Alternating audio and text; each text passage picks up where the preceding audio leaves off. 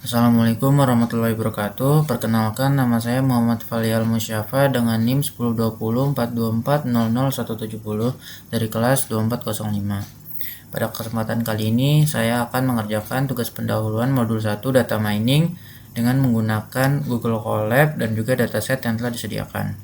Oke, selanjutnya di sini saya akan mulai membuat notebook baru di Google Colab. Oke, caranya pertama kita cari dulu website Google Colab-nya. Setelah itu kita pilih Google Colab yang paling atas. Nah, di sini karena saya sudah pernah login, jadinya kita tinggal membuat notebook barunya, yaitu dengan cara klik ini. Kita tunggu prosesnya.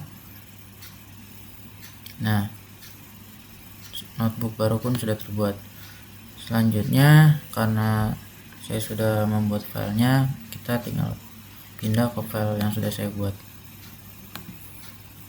Nah, selanjutnya itu kita menghubungkan Google Drive.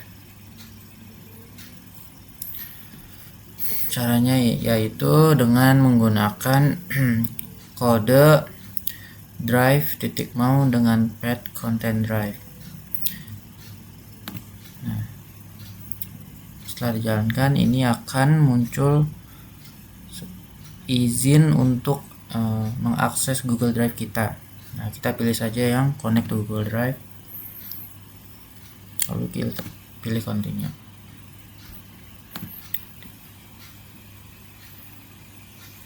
Tunggu prosesnya.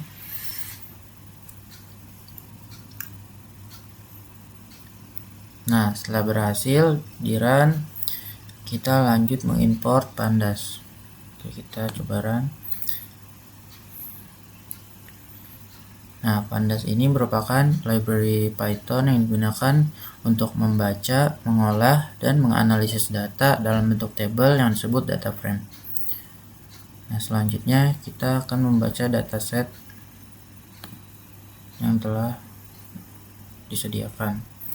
Nah,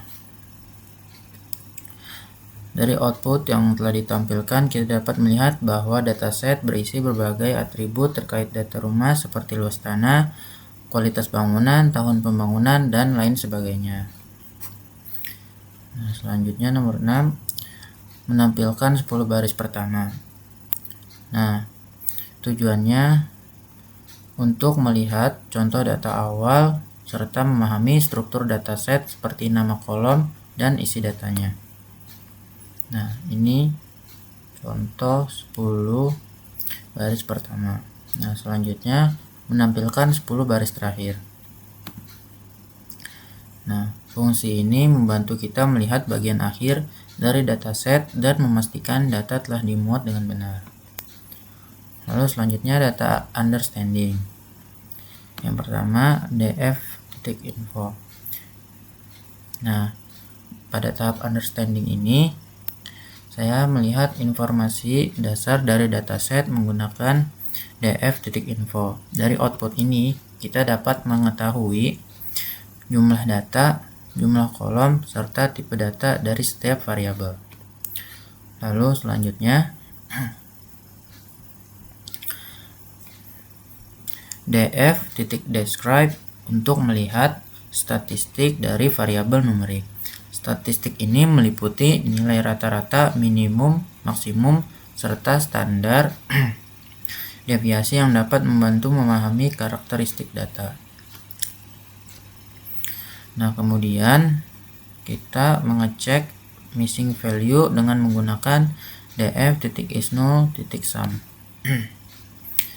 Nah, fungsi ini untuk menampilkan jumlah data yang kosong pada setiap kolom, sehingga kita dapat mengetahui apakah dataset perlu dilakukan pembersihan data. Lalu selanjutnya kita akan mengimport library visualisasi. Nah, kedua library ini digunakan untuk membuat visualisasi data seperti grafik histogram dan juga boxplot yang membantu memahami untuk distribusi data.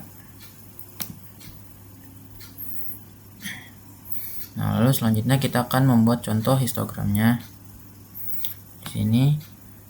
Nah, Histogram digunakan untuk melihat distribusi data, yaitu bagaimana nilai data tersebar serta nilai mana yang paling sering muncul. Dari grafik ini, kita dapat memahami pola distribusi dari variabel tersebut. Selanjutnya, box plot. Nah, box plot ini digunakan untuk melihat distribusi data serta mendeteksi outlier, yaitu nilai yang berada jauh di luar rentang mayoritas data. Outlier biasanya terlihat sebagai titik yang berada di luar garis whisker pada box plot. Nah, selanjutnya data preparation. Setelah melakukan understanding, langkah berikutnya adalah data preparation. Pada tahap ini, data dipersiapkan sebelum dilakukan analisis tujuan. Pertama, saya mengecek apakah terdapat missing value pada dataset menggunakan fungsi isNull.sum. Kemudian, saya menghapus data duplikat menggunakan fungsi drop duplicate agar tidak terjadi pengulangan data dalam analisis. Selanjutnya, saya mengecek tipe data setiap kolom menggunakan df.types untuk memastikan tipe data sudah sesuai. Jika diperlukan, tipe data juga dapat diubah menggunakan fungsi asType.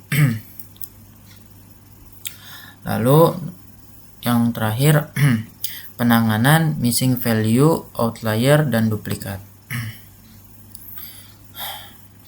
Nah, jika dalam dataset terdapat missing value, outlier, dan juga data duplikat, maka perlu dilakukan penanganan yang sesuai.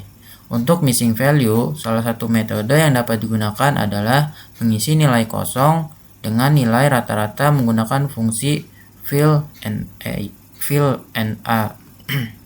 Untuk data duplikat, kita dapat menghapusnya menggunakan fungsi drop duplicate agar tidak terjadi pengulangan data. Nah, sedangkan untuk outlier, salah satu metode yang dapat digunakan adalah metode EQR, yaitu dengan menghitung kuartil pertama dan kuartil ketiga. Kemudian menentukan batas bawah dan batas atas untuk mendeteksi nilai yang berada di luar rentang normal. Nah, cukup sekian penjelasan untuk pengerjaan tugas pendahuluan modul 1 data mining. Kurang lebihnya mohon maaf. Wassalamualaikum warahmatullahi wabarakatuh.